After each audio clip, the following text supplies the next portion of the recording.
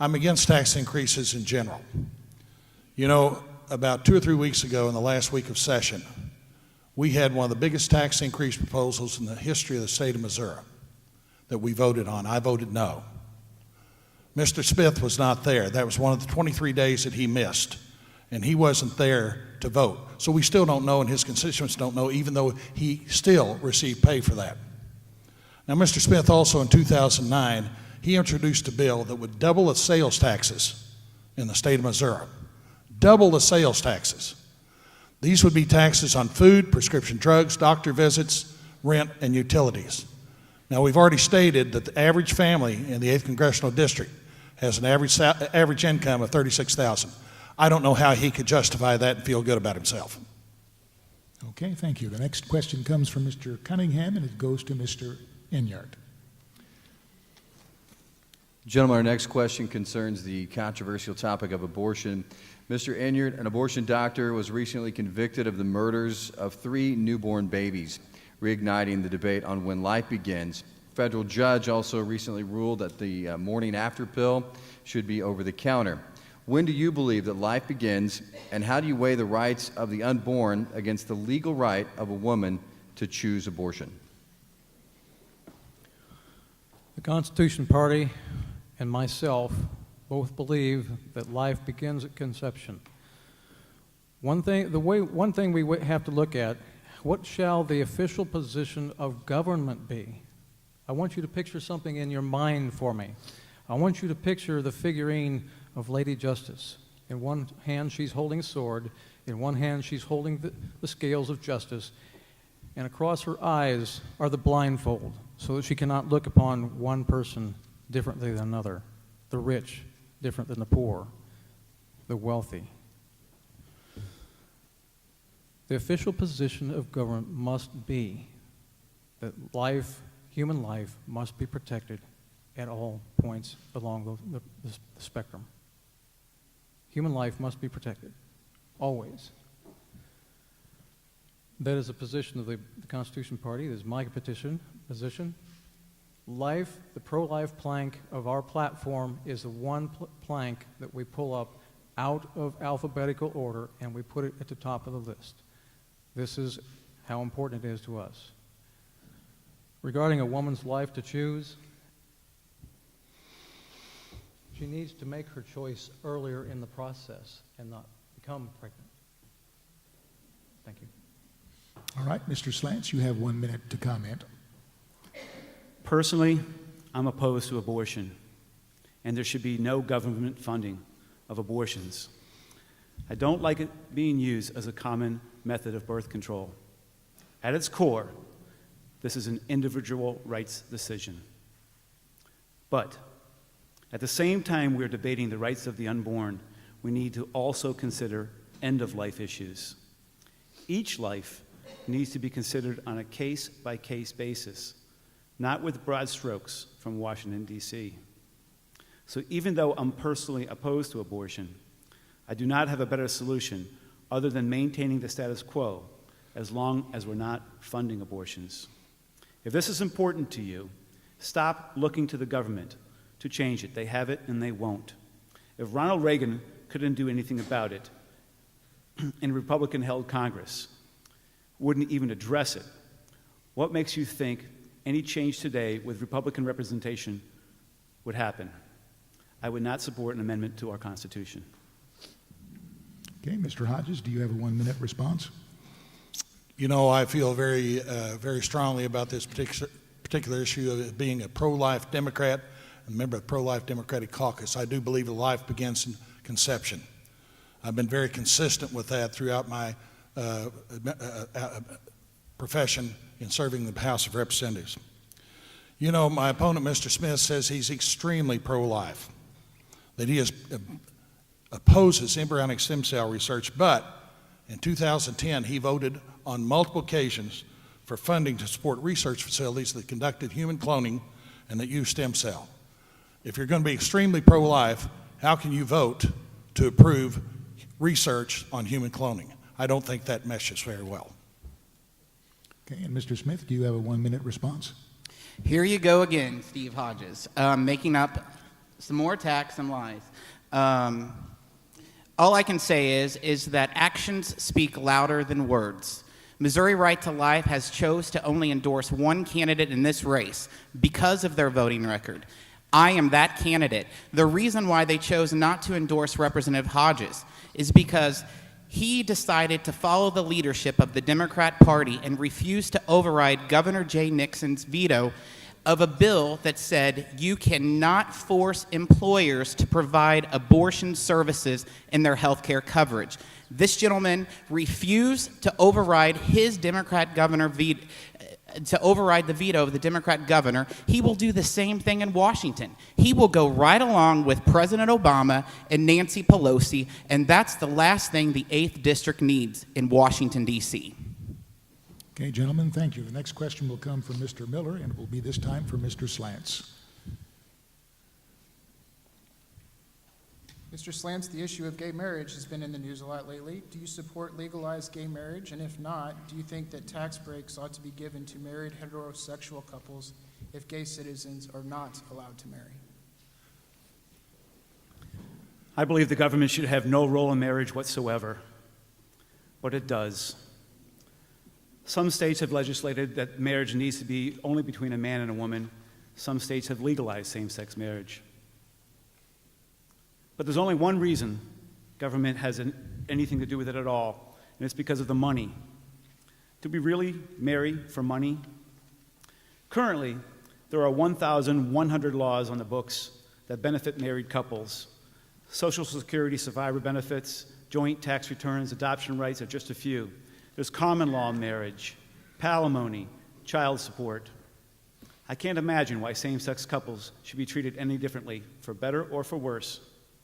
So it is a federal issue. All couples, including same-sex couples, deserve equal rights and equal protection. When I say all couples, I'm talking about all couples. If a brother and a sister were to live together all by themselves, would we deny them the same benefits that a married couple would get if they were dependent on each other? We'll get through this. Future generations will look back and wonder why marriage of same-sex couples was ever an issue. We already look back and wonder why mixed-race couples was ever an issue. Things are changing, and I encourage tolerance and acceptance. Okay, thank you. Mr. Hodges, your turn for 1 minute. I would be proud to comment on this. I was raised in the Methodist Church, continue to be a faithful member. I'm against same-sex marriage. I believe in traditional marriage between a man and a woman. And I'd like to say to Mr. Smith on that vote that I made, Mr. Smith, I know that you're not married and you probably haven't had any concerns about your female partner and medical conditions she might have. If you were, you would probably know that abortion pills sometimes are used not to prevent abortion, but to solve medical problems that females have. And that was one of the reasons why I voted to sustain the governor's veto. Thank you. Okay, Mr. Smith, you have 1 minute to respond. You voted for it before you voted against it because Nixon then told you not to override it, Representative Hodges. Marriage is clear. It should be defined between man and a woman. That's it. And finally, Mr. Enyart, you have 1 minute to respond.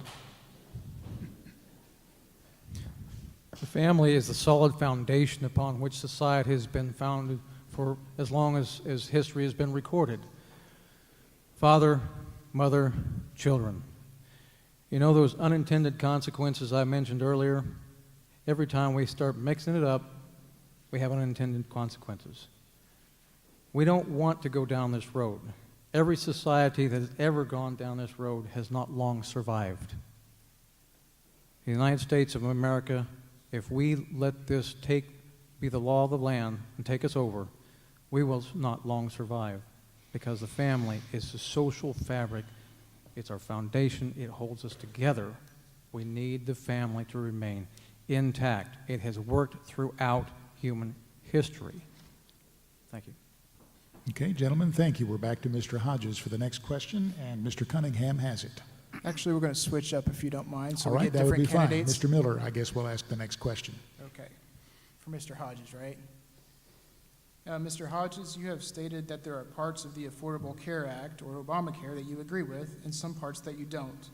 Do you feel the Affordable Care Act will do more good or harm to the economy, and what parts do you support or not support? Well, first of all, in the Affordable Health Care Act, there's two things that I look for. One is, what effect is it going to have on small business, and what effect it is going to have on middle-class families? Those things are very important to me. I think that some of the positive things about the Affordable Health Care Act is that it will be able to allow for people with existing medical conditions to be accepted under medical coverage. Another thing is for families that have students in school, in college, trying to finish their education, for them to continue to have coverage.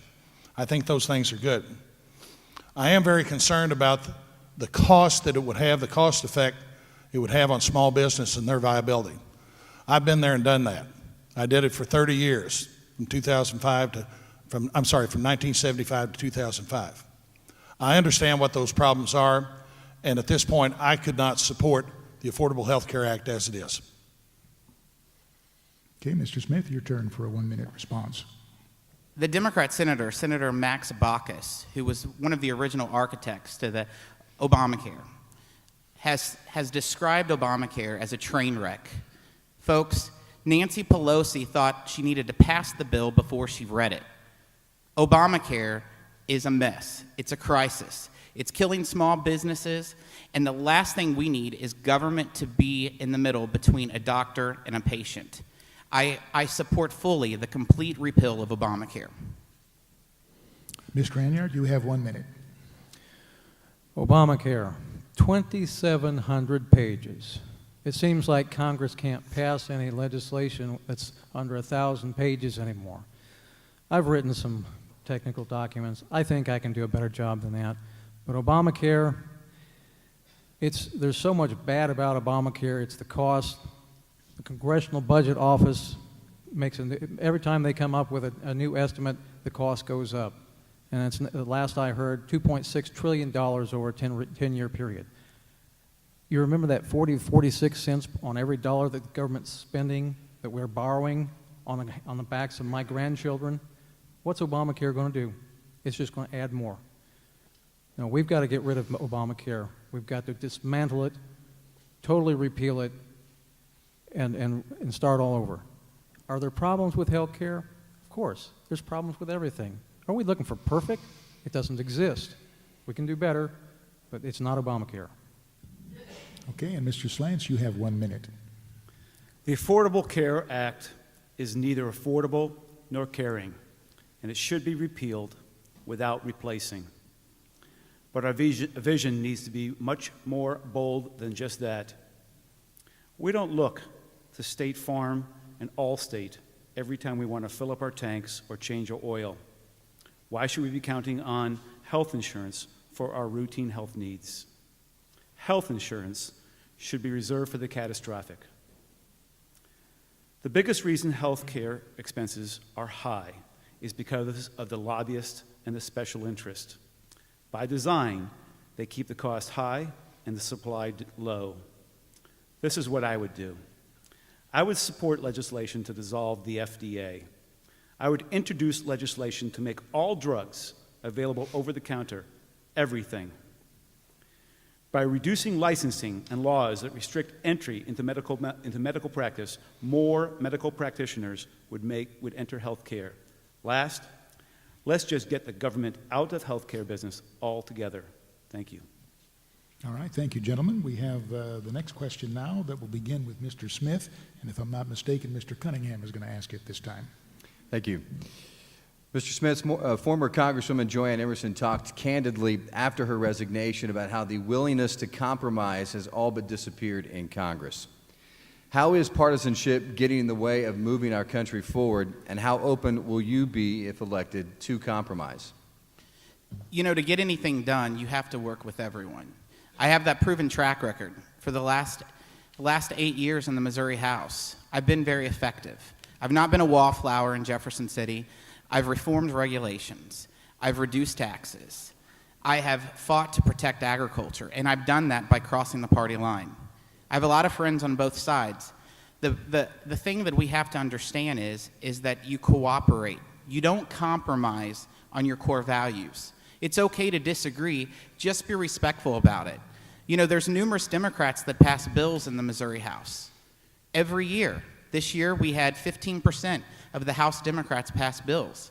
I'm the only one on this entire panel that has ever passed legislation to reduce government regulations, to protect our Second Amendment. You can say you've been up there, but I can tell you one thing. I will never go up to Washington, D.C. and just sit around and collect my per diem.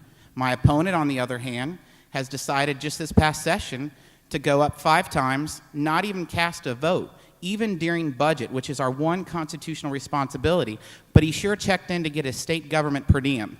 I won't be doing that in Washington, D.C. Okay, Mr. Enyart, you have 1 minute. Well, there's something to be said about gridlock being good for us, but compromise is sometimes necessary if you can do it without compromising your principles. Now, it seems to me that the federal government, although they like to put on a good show, they like to make us think that they're really fighting for us or fighting against the other side. The fact is, they're pretty cooperative amongst themselves, and I've noticed that they're very willing to cooperate and pass laws when it infringes upon the rights of the states, usurps the states' rights, or it takes something away from we the people. Just as the recent vote that both the Democrat and the Republican voted for at the federal level to prevent the state of Missouri from labeling genetically modified organism foods. Thank you. Okay, and Mr. Slantz, you have 1 minute. Get along. The government today lacks leadership dramatically. From the very top down, from the executive branch right through the Speaker of the House, it lacks leadership. The government is never going to function under its present state. 90% of all congressmen are attorneys. Attorneys are trained to win at all costs and never give in, even through sleight of hand or by deception. Never give up the fight, win at all costs. That's not a recipe for compromise. Lobbyists and special interest are propping these politicians up, and they expect favor in return for their support. There's no way that anybody's going to cross the aisle or vote against a lobbyist or a special interest. The money and the power, that's where the big grab is. So until you get rid of those 3 things, the attorneys, the lobbyists, and the money and power grab, you will never have compromise across the aisles. Okay, thank you. Mr. Hodges, you get the last word on this one for 1 minute. Well, thank you very much. I would like to make a statement, go on record saying I think this has been one of the most biased, poorly run sessions in my 7 years in the Missouri House. We've had record numbers of previous questions issued that would stop debate, and if this is the spirit of bipartisanship that you're looking for, then I don't think we found it yet. I'd like to ask Mr. Smith this. Is he absolutely correct on my voting record? Well, you can check the journal and you can see that I voted on the days that he has said that I wasn't there, and I did cast votes. And if you want to know about bipartisanship, check the House Journal and see how many times he voted to support Democratic bills. I have had legislation passed, and the way I got it passed was I didn't have any Democratic committee chairman to go to. I had Republicans. And I took my ideas and I took my legislation and I worked with them and worked out the differences and got legislation passed on omnibus bills. That's what bipartisanship should be about. We're not doing that in Washington, D.C., but I have done that in Jefferson City, and I plan to do that in Washington, D.C. I invite you, any of you, to check the records and see how many times that I have crossed the aisle and how I've worked with other people, other members of the Republican Party to get problems solved and find common ground. Okay, thank you. Now, we have another question. This time we'll begin with Mr. Enyart, and Mr. Miller, I believe, has the question. Recent media coverage has shown that politicians are divided on an education curriculum reform known as Common Core. First, specifically, where do you stand on the issue of having baseline standards across the nation? And secondly, what role, if any, should the federal government have in education? I do not support Common Core. As I've gone across this district listening to people in different forums, different groups. Some of those are liberty groups, some of those are property rights groups. I've been hearing a lot about Common Core. My wife is a first grade teacher. I'm hearing from her, I'm hearing from other teachers. Common Core is not good for us. One thing about Common Core is it has a very strict regimen. It doesn't matter if you're ready to move on to your students on to the next segment, you have to move to the next segment. Teachers need the latitude to teach to the class. Every class, just like every individual, has a different personality, a different character. They learn at different rates, they learn in different ways. I've learned this from my wife. The teacher in the classroom must have the latitude to teach to the kids on their level, the way that they learn. Common Core does not allow that. Another thing that Common Core gets into is data mining. They're going to ask the kids questions. They're going to record the answers to those questions. They're treating us like cattle. Where did we get the idea that we all had to be standardized anyway? A schoolroom in St. Louis has kids and needs very different than a schoolroom in Wyoming. There has to be flexibility. We don't all want to be the same. There's at least 50 states and at least 50 different laboratories. And below that, there's districts. Give us the latitude to make our decisions and teach our kids the way that they need to be taught. Thank you. Okay, Mr. Slantz, you have 1 minute for a response. The federal government needs to be eliminated from the education equation altogether. If government were to be involved in education at all, the highest level would be at the state. My feelings about educating children should come from decisions of the parents and the children. Parents need to be given the space to make the right decisions for their children and not be mandated by government on curriculum or the way to educate. If elected, I would introduce legislation to abolish the Department of Education. It should no longer exist. Okay, thank you. Mr. Hodges, you have 1 minute. Well, thank you. Education has always been one of my key issues. I was a member of the Board of Education in East Prairie for 12 years, served as a substitute teacher. My wife and my son are teachers. I have spoken with your administration, your school administrators here in Cape Girardeau, and they support Common Core. They told me that it is a starting point for building blocks for them to be able to put out a common format for education, to start at the lower levels and go up. But you should still be able to have local control so that they have flexibility. I agree with Mr. Enyart. They still have to have some flexibility within the classroom. They shouldn't be dictated as to how to teach their class. That's one of the things that I think is inhibiting public education in Missouri and all over the nation. Okay, thank you. And Mr. Smith, you have 1 minute. The best government is the government that's closest to the people. It's the best, and it's the most effective. In regards to the federal government dictating policy at the local level in regards to education, I think that's unacceptable. And I think it's the local level that needs to decide their standards and not the federal government. All right, gentlemen, thank you. The next question will come from Mr. Cunningham, and this time we start with Mr. Slantz. Mr. Slantz, you said that you support open immigration. Could you specify what you mean by that, and what are your solutions to the country's immigration problems, especially as it relates to our economic viability and our safety from terrorists? I believe in the free movement of people across borders, the same as our ancestors did, leaving terrible conditions in their homeland for a better life in the United States. I oppose any form of welfare benefits for those who enter illegally. Legal immigrants must always be welcome. Border states do have some problems with violence because of our failed war on drugs. Our infrastructure is stressed due to the availability of welfare. So the key is not to reform immigration laws, but rather to end the welfare state. Fear of illegal immigration should not be used to justify police state measures such as a national ID card or drones. To become a U.S. citizen, every immigrant should take their place in the back of the line and go through the process as everyone else. I don't believe there should ever be a wall. The wall is offensive to me. This is not Berlin. Okay, thank you, Mr. Hodges. You have 1 minute to respond. Well, first of all, I think that our strengthening of our policy, immigration policies, is long overdue. We've waited too long. We've waited until it's become an epidemic.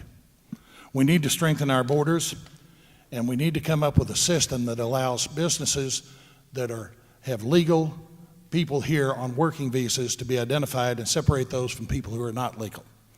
I suggest that we develop a verifiable, tamper-proof worker identification card for work visas and tie that electronically to a real-time national database, whereas employers can verify whether their workers are legal or not.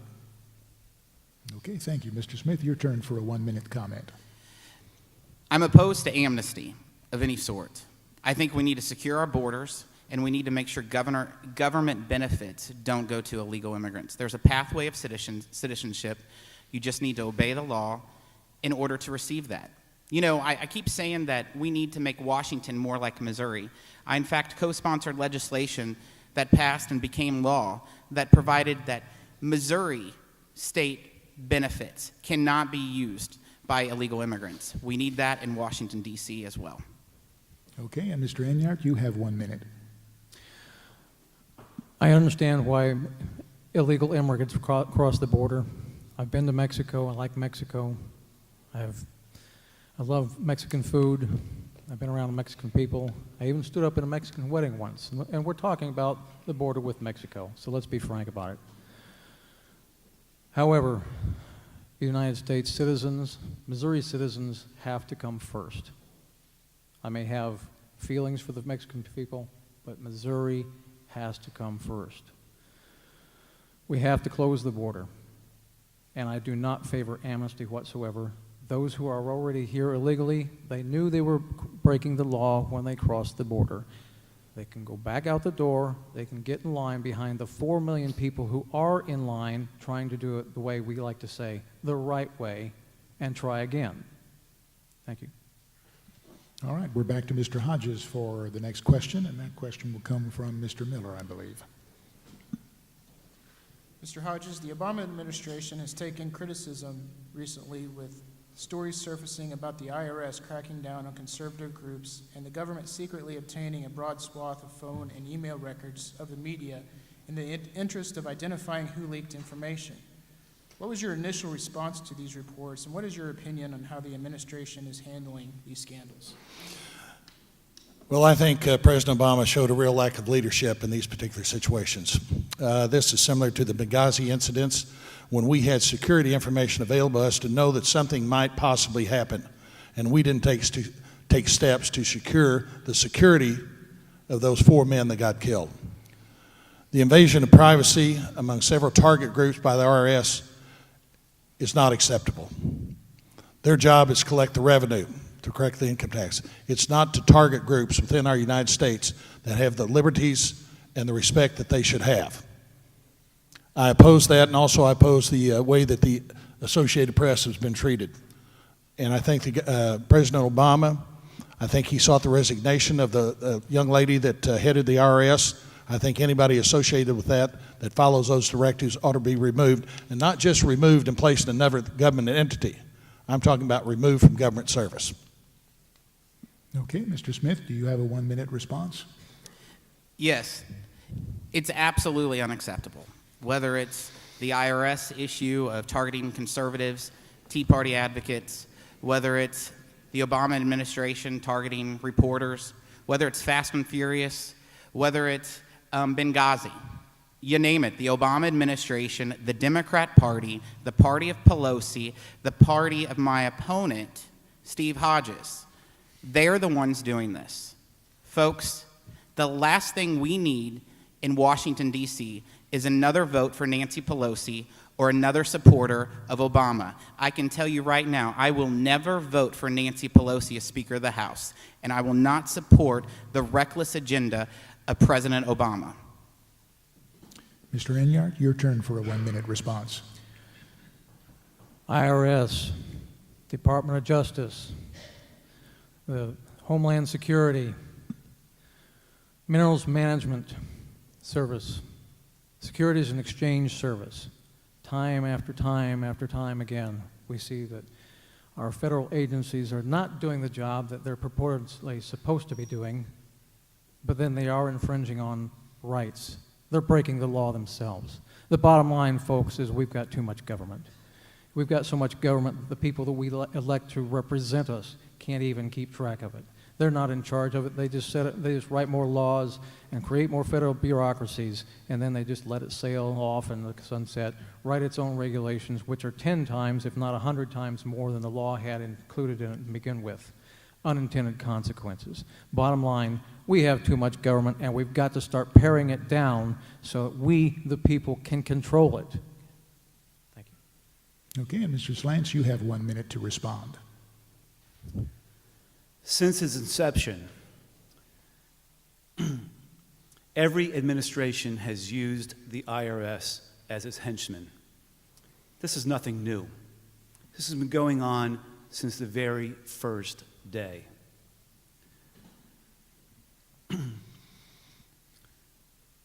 No one has the courage to do anything about it. If elected, I would introduce legislation first to eliminate the income tax across the board, corporate and personal. Then next, I would introduce legislation to abolish the IRS, not allowing it to be used in this manner any longer by any future administrations. Thank you. All right, thank you. We're rapidly running out of time, but I believe we have time for one more question. I think Mr. Cunningham has it, and we start with Mr. Smith. Mr. Smith, our world faces no shortage of international conflicts, and the United States faces several difficult scenarios. When do you feel the use of U.S. military force would be necessary, if at all, in places like Iran, North Korea, and perhaps most urgently, Syria? First off, the use of force outside of our country needs to be decided by Congress, and it needs to be a vote of Congress, not just the actions of the president. In regards to foreign policy, I believe that we need to do everything we can to make our national defense strong and the most powerful military in the United States. Unfortunately, we've seen the Obama administration continue to decide that he wants to cut military and has even questioned the possibility of different military bases, one being close to home in Fort Leonard Wood. One thing that I will do, fight to protect our military and fight to strengthen our national defense. Okay, Mr. Enyart, you have 1 minute to respond. Democrat, Republican, it really doesn't matter. Somehow we've got the idea that we're the world's policeman, and that simply isn't true. We cannot go everywhere across the globe and intervene in other countries' business. What they may be doing there, we may not like, we may disagree with it, but we can't fix the entire globe. As for foreign policy, we need to support our own people. If there's a credible threat to our nation or to our people in another nation, we need to go in and eliminate the threat, and then on the way back out the door, we can tell them, if you act up again, we'll be back. Okay, Mr. Slantz. American foreign policy should seek an America at peace. We should abandon attempts to act as policemen for the world. Enhance the likelihood of peace by avoiding foreign entanglements. Our military should be strong and state-of-the-art. However, the United States cannot afford the cost in blood and money of maintaining a global empire. Stop the occupation of other countries. Let's close every military base around the world, leaving only our domestic bases here. Keep this in mind. With a major overhaul to our foreign policy, we could eliminate many terrorist threats. Okay, thank you, Mr. Hodges. You have the final 1 minute response. Thank you. Well, first of all, Ms. Smith, I want to tell you that I'm not on President Obama or Nancy Pelosi's Christmas card list, and I probably won't be after tonight. But anyway, that's okay. You know, I have had a unique opportunity in my life My wife and I, one of our middle sons, went to the United States Military Academy, graduated in class of '99, served and was stationed in Europe for 6 years, served in Bosnia, Kosovo, and served in North Iraq for a year. Some very anxious moments. It was a very long year, especially that year in North Iraq. I've always believed in supporting the military. I think we have to be very delicate in our military presence in different areas, different arenas. The situation in Syria is very volatile, but I'm glad that our boys are coming home from Afghanistan.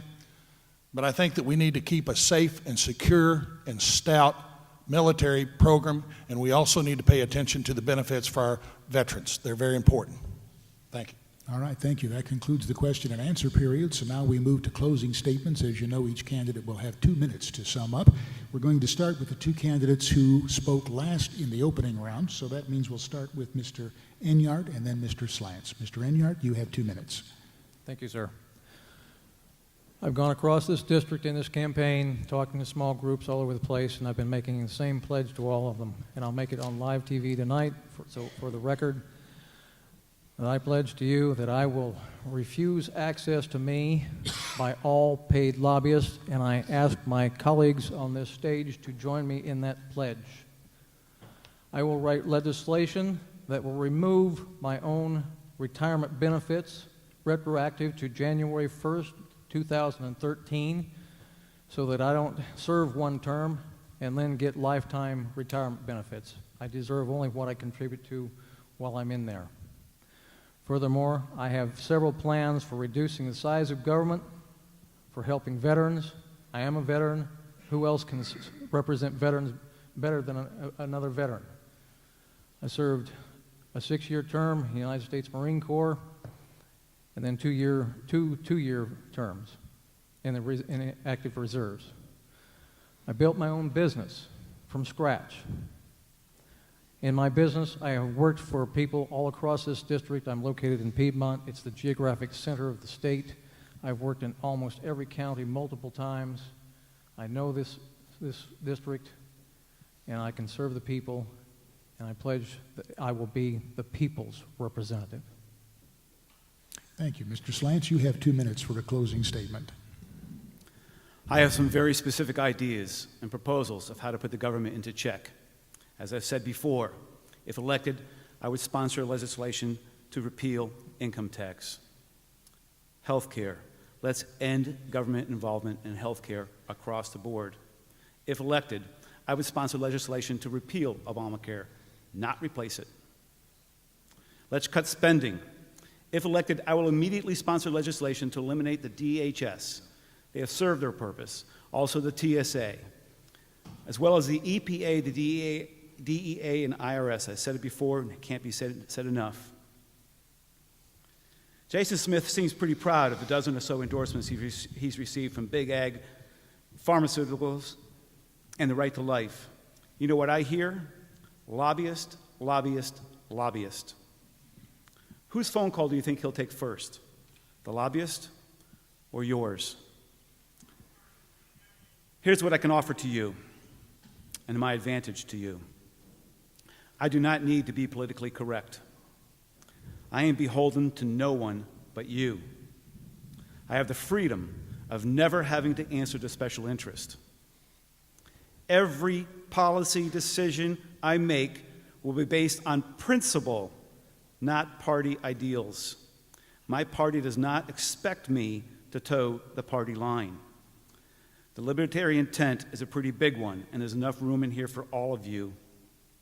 Let's make world history next week and put the first libertarian in U.S. Congress. Let's vote for liberty. Let's vote for freedom. Thank you. Okay, thank you, Mr. Slantz. Now, the final 2 closing statements will be from Mr. Hodges and Mr. Smith in that order. So, Mr. Hodges, you have 2 minutes for a closing statement. Okay, very good. Thank you.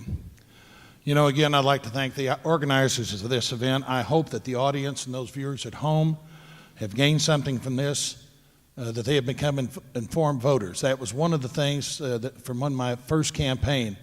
I encouraged people to register to vote, but prior to voting, become informed voters, and I hope that answered a lot of questions for you folks tonight. We've talked a lot about our stance on the issues, but I'd like to take just a moment to make some pledges to you for what I will do after I get elected next week. I pledge not to be beholden to any one party or another, and to vote for the best interest of my district, not special interest. I pledge to protect Social Security and Medicare from those in Washington who attempt to dismantle it. I pledge not to raise taxes on hardworking Missouri families. I pledge to apply my work ethic and common sense to approaches that I have learned here in Southeast Missouri while I'm in Washington, D.C. People need representation in Washington that works for them. That's what I've done my entire life. I was reared that way. From operating my supermarket to serving you folks in Jefferson City for these past 7 years. I'll do the same thing in Washington, D.C. My name's Steve Hodges, and I appreciate your vote on June 4th. Thank you. Okay, thank you, Mr. Hodges. And the final closing statement belongs to Mr. Smith.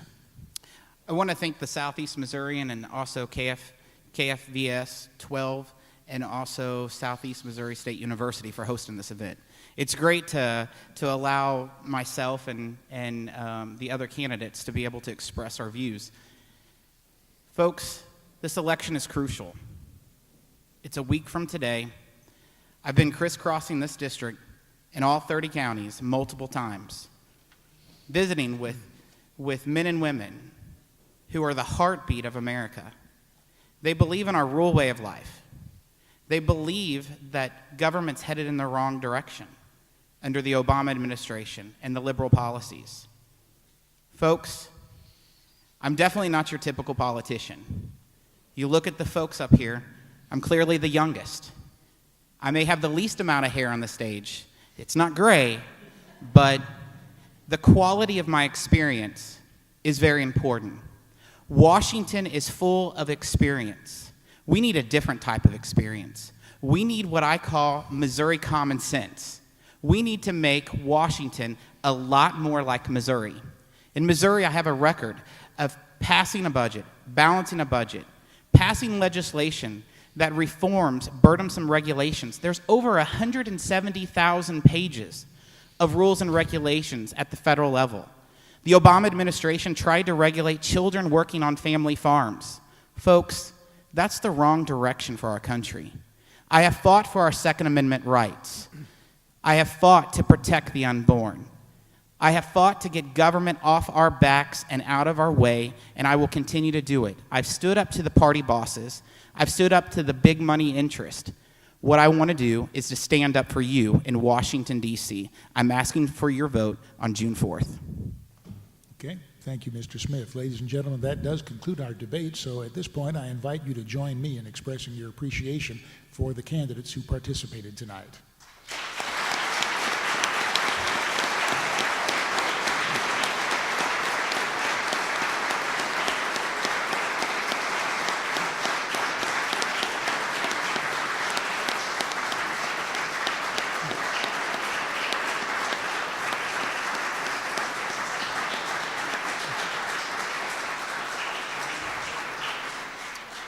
Again, we thank the candidates, Mr. Hodges, Mr. Smith, Mr. Enyart, Mr. Slantz. We also want to thank our two questioners, Mr. Miller and Mr. Cunningham.